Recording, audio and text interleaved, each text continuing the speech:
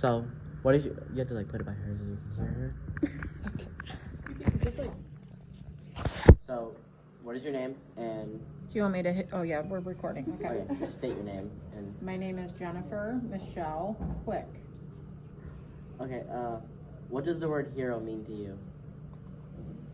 Someone that I can look up to, that I have faith in, that I trust, that I believe wants my best.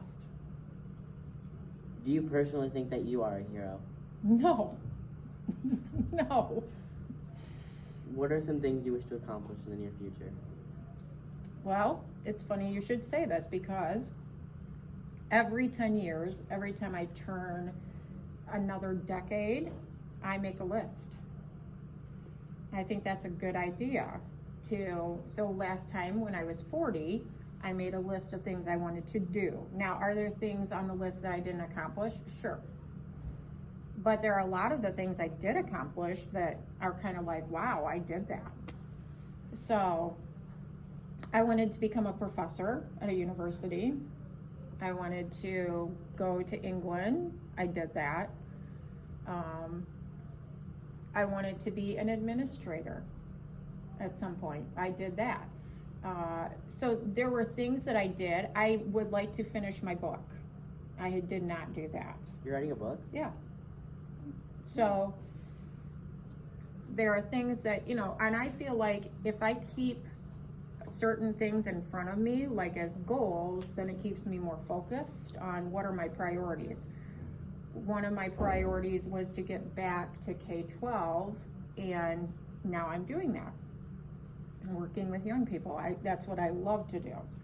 So. So, we have a question about your illness that you have. Okay. What exactly is it and how does it affect your body? So, I have a disease that my bone marrow does not produce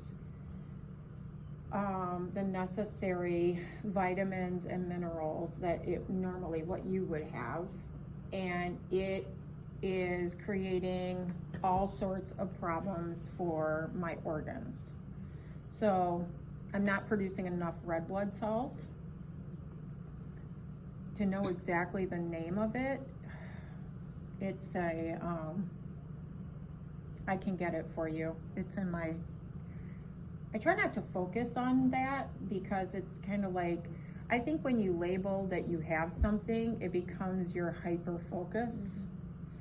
And I just have decided this is a part of my life and not me. Does that make sense? I'm not going to make it my life. And I'm not letting it take over my life. Although it is telling me what I can and cannot do sometimes.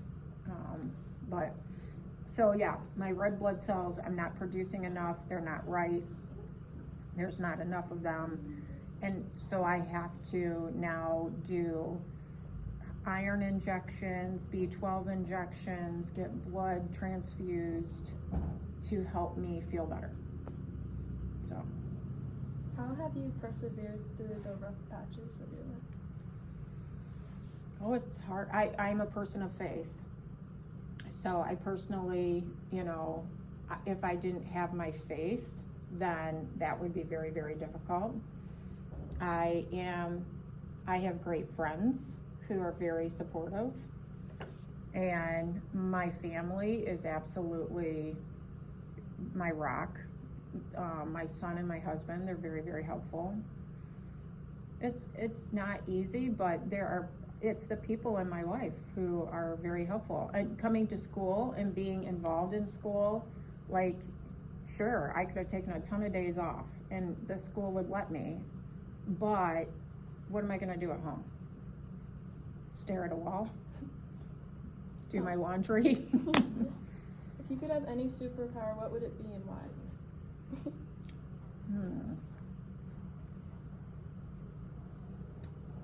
I would love to have the superpower of motivation.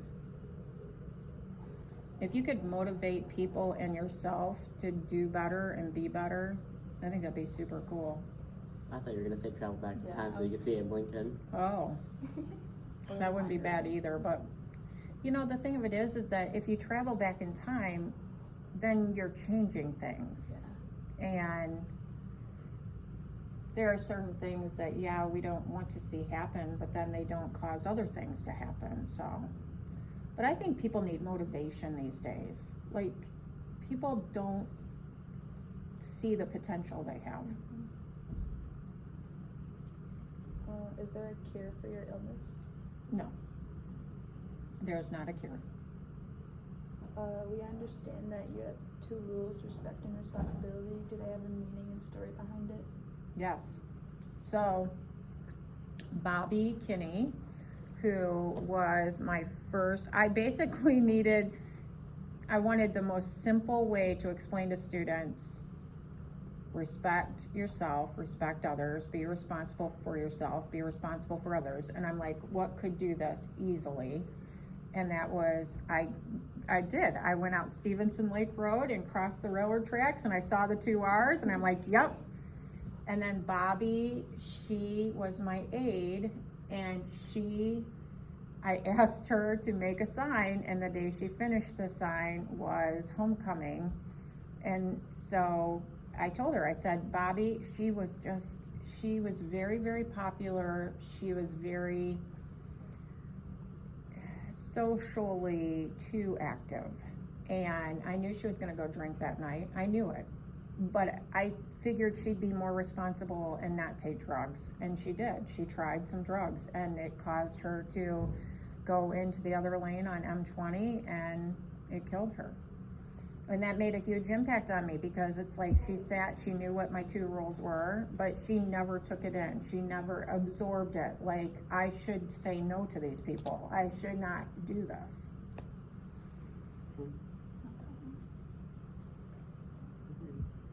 Oh. Have you ever achieved any like big life goals? I was the Indiana Student Teacher of the Year. I was my university's Student Teacher of the Year. That was a huge goal.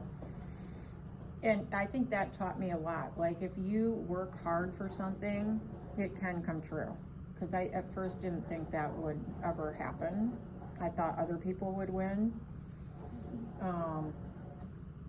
That was a huge life goal of mine. To work at a university was a huge, like, I never thought, no one in my family had ever taught at a university, but they all had wanted to do that, and then here I am doing it. So that was kind of cool that I could do that. What inspired you to become a teacher? Probably my parents. They are both teachers. Like, what they do in life is teaching, and it's where I feel the most comfortable. It's where I think I do my best work. How does your illness affect your family and the ones who love you? It takes time out of our schedule. So weekly, I'm going to doctor's appointments. I'm going to a hospital. I'm getting transfusions. Those transfusions last several hours.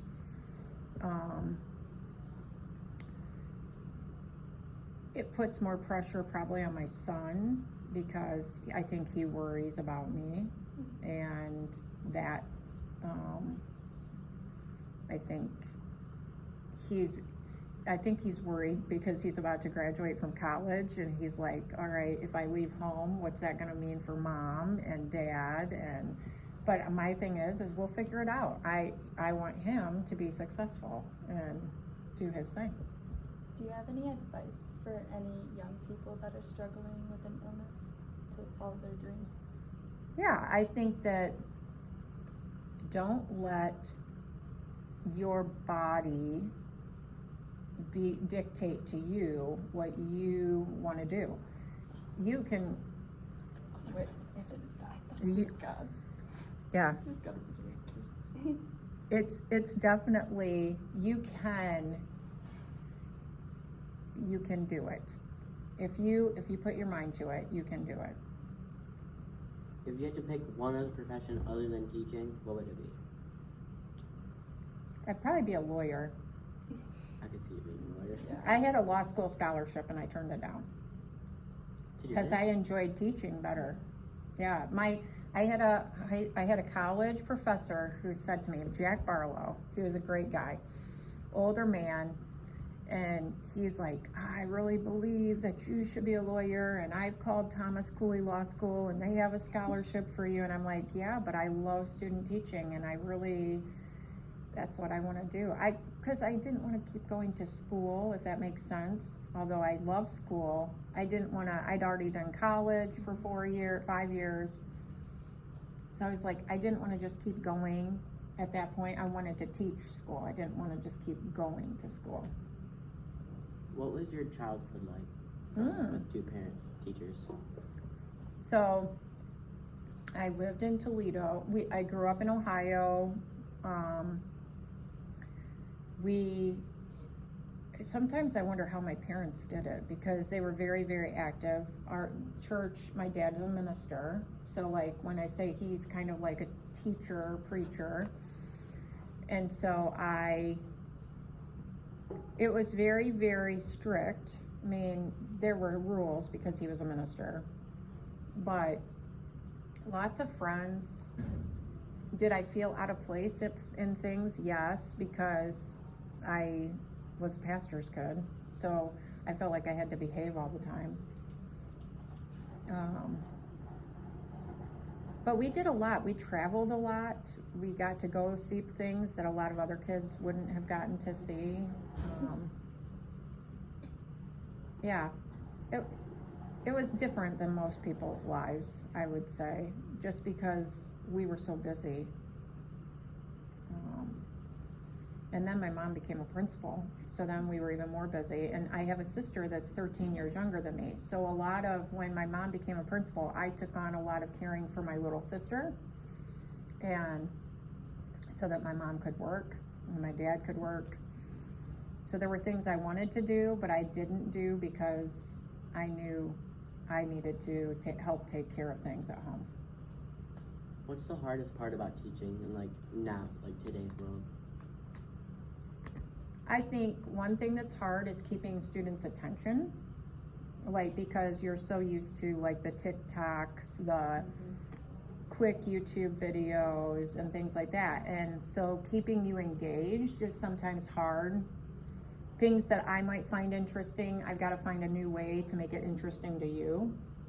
But I like the challenge. That's what I love is, okay, how can I challenge myself to make it relatable to you? There's a lot of work involved if you do it well. If you want to do a great job, it is a hard job. If you're sometimes lazy, then I don't think we have a lot of lazy teachers here in Clare. But I have worked with some teachers who are, and it's sad because I feel like you're getting cheated as a student then. So I would say it's keeping all of you engaged, trying to make sure that you see the importance of what we're learning and why we're learning it. I think your class is the most entertaining out of all of them. Oh, thank you. You have any more questions?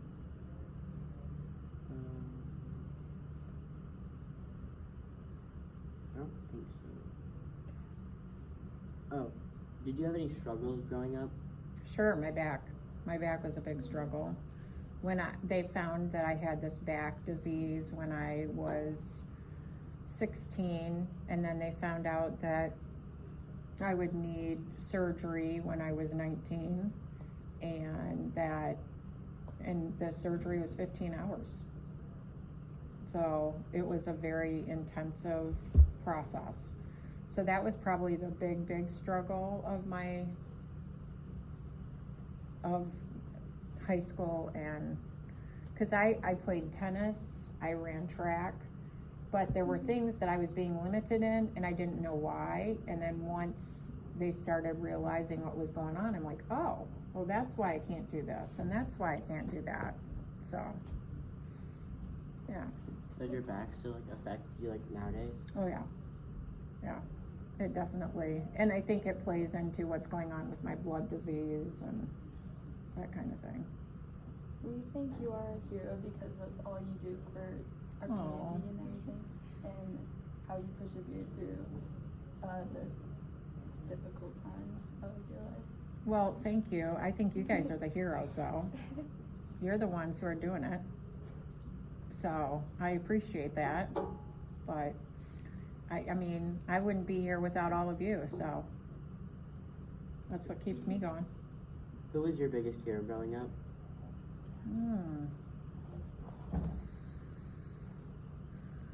Other than Abe Lincoln? You're gonna laugh at what I say, but I am fascinated with the royal family. Now, I don't know if I'd call him a hero.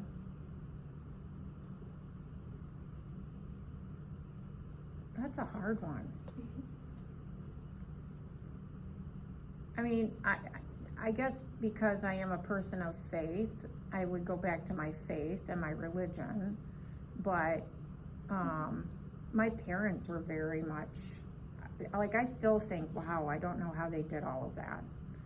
So that's kind of heroic to me, but I do love the royal family and I always followed them, so. But I wouldn't call them my hero. They're kind of weird. They're just, but they're fascinating. It's kind of like what not to do. Yeah. Okay. Hi, you're very welcome. Thank you.